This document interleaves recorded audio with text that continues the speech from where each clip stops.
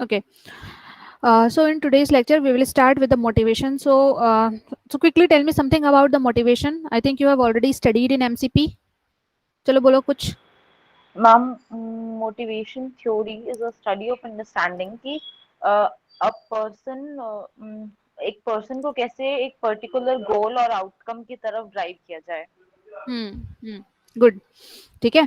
सो देखो actually motivation क्या होता है कि समथिंग जो क्या करता है जो एम्प्लॉयज हैं या फिर पीपल हैं जो आपके ऑर्गेनाइजेशन में वर्क कर रहे हैं उनको हम लोग क्या करते हैं डायरेक्ट करते हैं टूवर्ड्स द पर्टिकुलर गोल.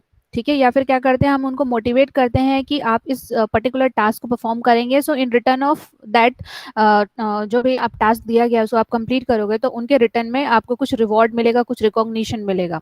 ठीक है. So that is known as a motivation. So how the theory of motivation applicable in entrepreneurship. Actually क्या होता है कि मेन जो फंक्शन होता है एंटरप्रेन्योर का कि वो जो है मैक्सिमम परफॉर्मेंस अटेन कर सके फ्रॉम देयर एम्प्लॉयज.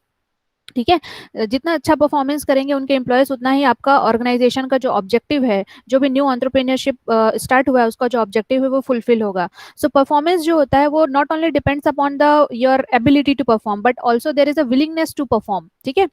सिर्फ एक इंसान का जो एबिलिटी है, लेट मी, एक इंसान की जो एबिलिटी होती है सिर्फ उसी पर डिपेंड नहीं करता है परफॉर्मेंस, किसी के ऊपर डिपेंड करता है. First one is on ability and second one is on willingness कि उसका मन है या नहीं, वो ये कोई पर्टिकुलर टास्क करना चाहता है या नहीं.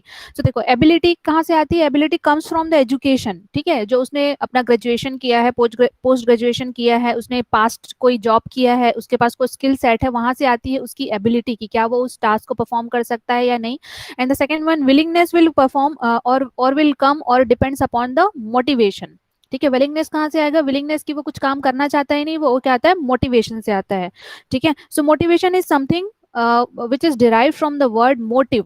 ठीक है. जिसके पीछे कुछ एम हो, कुछ मोटिव हो, अंदर से कुछ इनर सेल्फ से कुछ आए.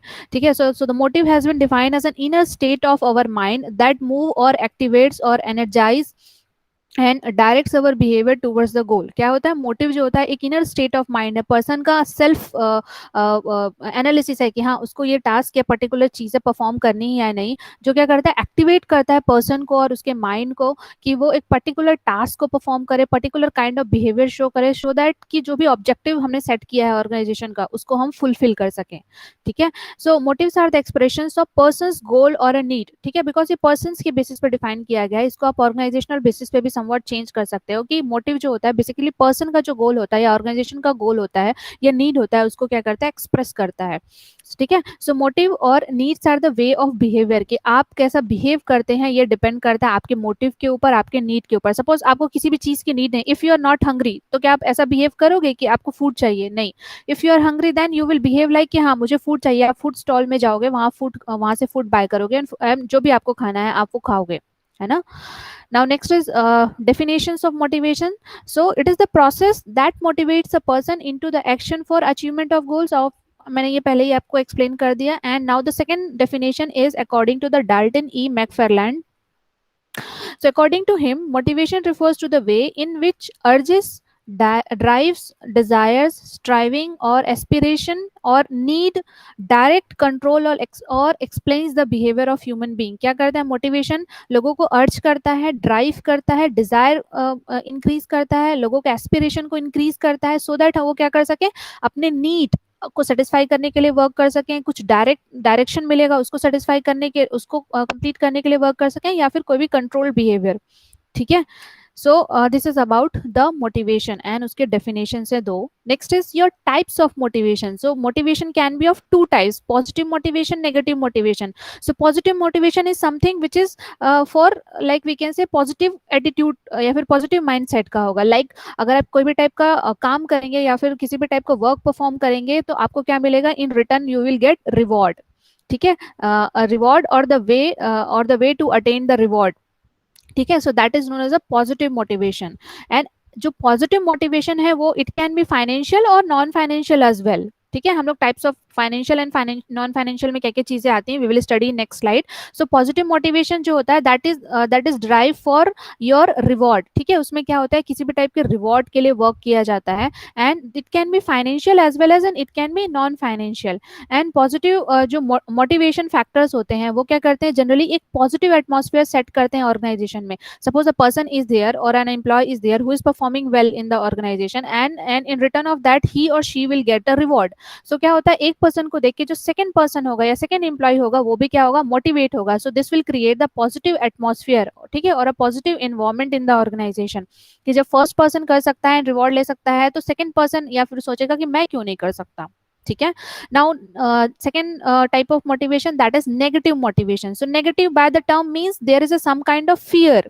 ठीक है, कुछ फियर होगा, कुछ कोअर्जन होगा. Coercion means basically kind of punishment को कोअर्जन बोलते हैं. ठीक है, किसी भी टाइप का डर कि अगर हम ये काम नहीं करेंगे तो we will get something negative in the sense. ठीक है, so by installing a fear in the mind of a people one can get the desired work done. So that is known as a negative motivation. मतलब लोगों के मन में ऐसा डर पैदा करना कि अगर if you will not perform this task then you will be punished for that. ठीक है, अगर आप ये काम नहीं करते हो तो उसके बदले में आपको कुछ पनिशमेंट मिलेगा, और अगर आप ये काम करोगे तो like something better will be there. So hence the fear of consequence of doing something keeps the workers in the desired direction. ठीक है, अगर उनका जो consequence है, जो डर है कि अगर वो काम नहीं करेंगे तो जो कुछ भी कॉन्सिक्वेंस आएगा उस डर की वजह से वो क्या करते हैं, अपने टास्क को परफॉर्म करते हैं. That is known as a negative motivation. So it can be unfavourable attitude and hence should be avoided. जो ये जो होता है आपका नेगेटिव मोटिवेशन होता है वो अनफेवरेबल एटीट्यूड होता है, and this should be avoided in the organisation.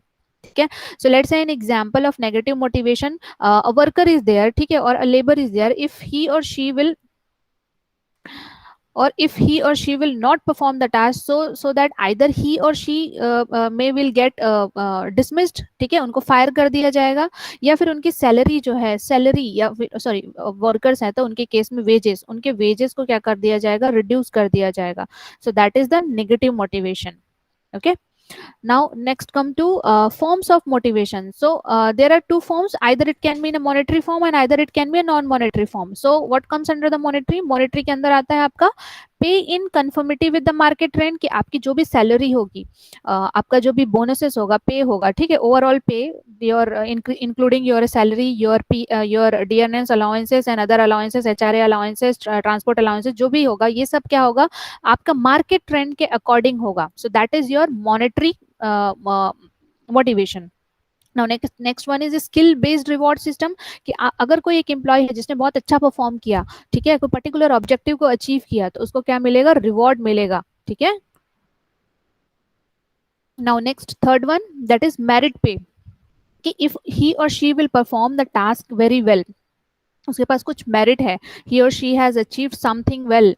ठीक है, सो उसको क्या मिलता है, मेरिट के बेसिस पे कुछ पे में हाइक मिलता है, या फिर समथिंग कुछ बोनसेस टाइप अमाउंट मिलता है. That is the monetary pay. Next is employ work option, कि उनके पास वर्क का ऑप्शन होता है कि वो कौन सा टास्क परफॉर्म करेंगे, कितना वेल वे में परफॉर्म करेंगे. ठीक है, नेक्स्ट है आपका performance bonuses and incentive. As you all know, bonus मिलता है, इंसेंटिव मिलता है इन द मंथ एंड और क्वार्टरली बेसिस पे. बोनसेस तो खैर एनुअल बेसिस पे मिलते हैं, but incentives it may be a quarterly और अ हाफ ईयरली बेसिस. ठीक है, मंथली बेसिस भी हो सकता है, नॉट नेसेसरली क्वार्टरली और हाफ ईयरली. मंथली भी हो सकता है, क्वार्टरली हो सकता है, हाफ ईयरली हो सकता है, by monthly it can B. Okay, next is non monetary motivation. Non monetary में होता है आपका award. Award it's kind of a trophies. ठीक है, योर साइटेशन, योर सर्टिफिकेट्स. ठीक है, कि पर्टिकुलर जो एम्प्लॉय है उसने बहुत अच्छा वर्क किया तो हमको उसको क्या करते हैं, उस एम्प्लॉय को हम कुछ ट्रॉफीज, कुछ साइटेशन या फिर कुछ सर्टिफिकेट्स अवार्ड में देते हैं. Next is your token. So token is something like, आप दे सकते हो उनको वेकेशन ट्रिप्स दे सकते हो, पेड वेकेशन ट्रिप्स दे सकते हो, गिफ्ट कूपन दे सकते हो आप शॉपिंग के लिए, एंड कुछ वॉचेस है या फिर अदर जो भी इक्विपमेंट्स हैं, ठीक है, वो आप गिफ्ट में सेंड कर सकते हो. नेक्स्ट है आप क्लब मेंबरशिप दे सकते हो, जैसे आपका लाइक योर फिटनेस क्लब के मेंबरशिप हो सकते हैं आपके. इफ फीमेल एम्प्लॉयज देयर तो आप उनको कुछ ब्यूटी के क्लब मेंबरशिप दे सकते हो. सैलॉन है, लेक्मे है, ऐसे बहुत सारे क्लब मेंबरशिप होते हैं. ठीक है, किटी पार्टी के लिए क्लब मेंबरशिप दे सकते हो. इस तरह की चीजें you can offer.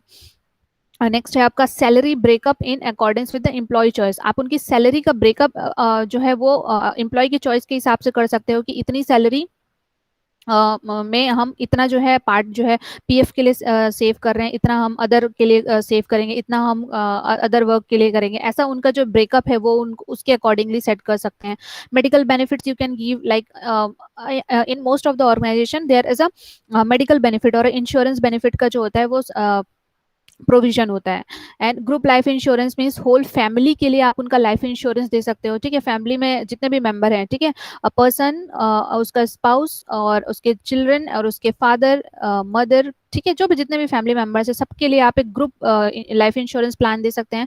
Retirement benefit दे सकते हैं कि रिटायरमेंट के बाद आपको उनको एक particular amount each and every month आप उनको देंगे। ठीक है, in case of private sector ना, we are talking about the private sector, not the government sector, because government sector में तो ऑलरेडी पेंशन के प्रोविजंस है, but in private sector there is a no provision of pension और retirement benefit. Okay, so this are the various forms of motivations. ठीक है, now come to the next topic, that is entrepreneur competence or a trait.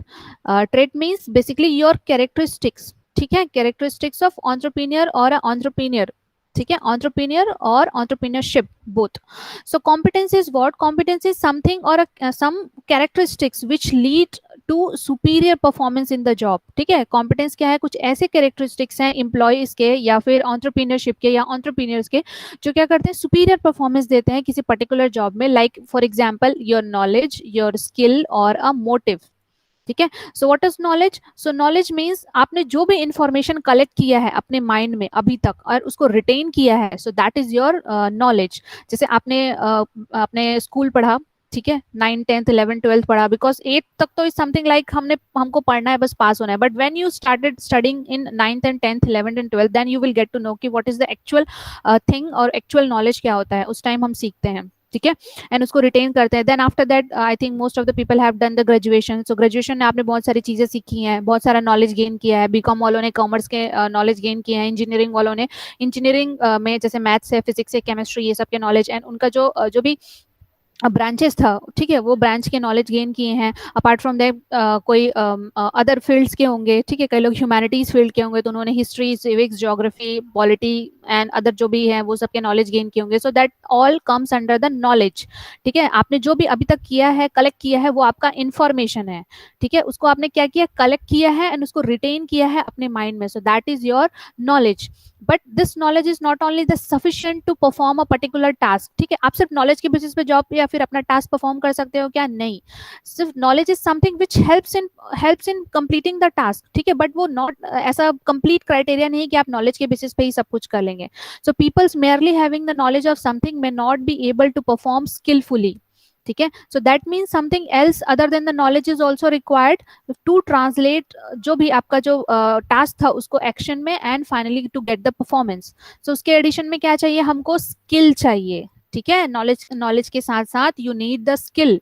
So skill is what? Skill is the ability to do the something. ठीक है, suppose the person is there who have the quite a lot knowledge, ठीक है, बहुत knowledge है, but he has not having the particular skill to perform that task, so no use of that person और no use of that employ. ठीक है, सो क्या होता है? दो चीजों की जरूरत है to perform the particular task. To perform the particular task, first one is your knowledge and the second one is your skill.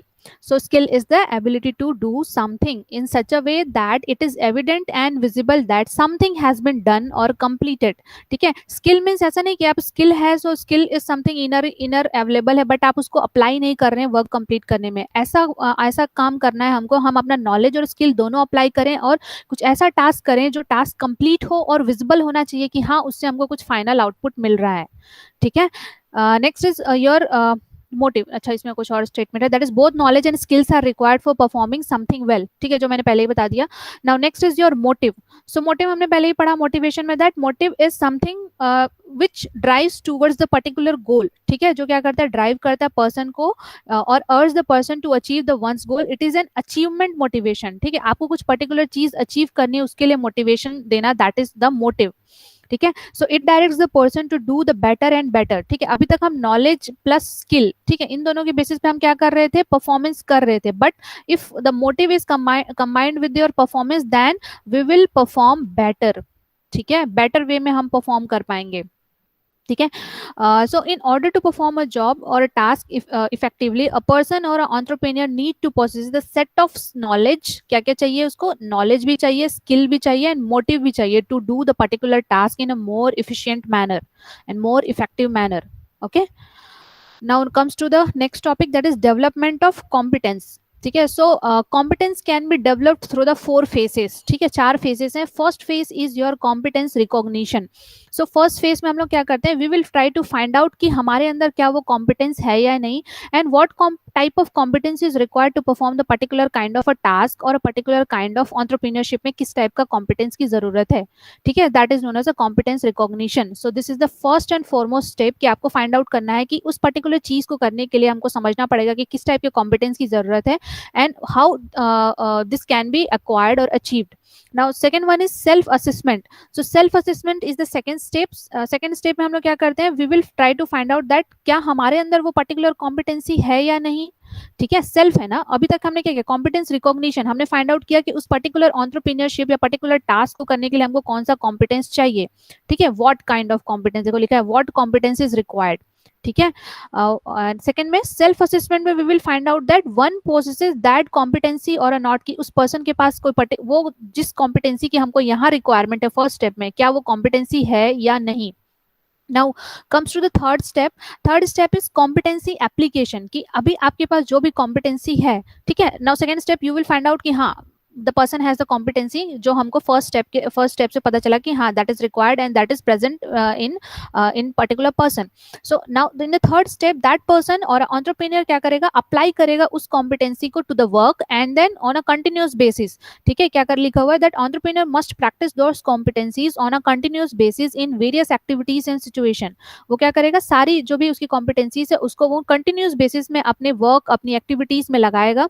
ठीक है, एंड उसको प्रैक्टिस करेगा कंटिन्यूअस बेसिस में, because a practice makes a man perfect. धीरे धीरे उसको पता चलेगा कि now this competency will need some kind of modification, कि उसको मॉडिफिकेशन की जरूरत है. उस पर्टिकुलर चीज को करने के लिए हम थोड़ा सा और कुछ नया वे लगा सकते हैं, जिससे हमारा जो टास्क है या फिर हमारा जो भी वर्क है वो और बेटर वे में हो जाएगा. ठीक है. Now comes to the fourth step, that is the feedback. So feedback is something which is introspective. ठीक है, जो हम फीडबैक में क्या करते हैं, जो भी हमारी डिफिशियंसीज होती हैं, लकूने होते हैं, उसको हम लोग क्या करते हैं, ट्राई टू रिमूव दैट. ठीक है. सो इसमें क्या करते हैं, that one needs to make an introspection, that one needs to make an introspection and assess whether one is doing thing correctly, and if so to sharpen the ability to do something in order to do them in a better way. क्या करते हैं हम लोग feedback step में, हम लोग क्या होते हैं, इंट्रोस्पेक्शन करते हैं कि हमने जो भी किया क्या वो बेटर तरीके से किया, हमने ठीक तरीके से किया या नहीं किया. इफ नॉट तो how we can sharpen them that abilities, कि हम जो है नेक्स्ट टाइम जब हम उस टास्क को करेंगे तो हम उसको और बेटर वे में कर सकते हैं. ठीक है. सो इस तरह से आपका क्या है, कॉम्पिटेंसी डेवलप होता है थ्रू द 4 phases और 4 steps. Okay.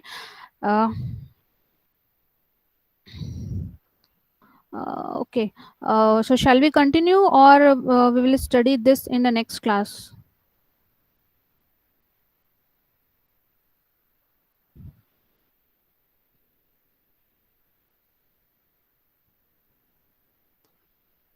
Next class ma'am.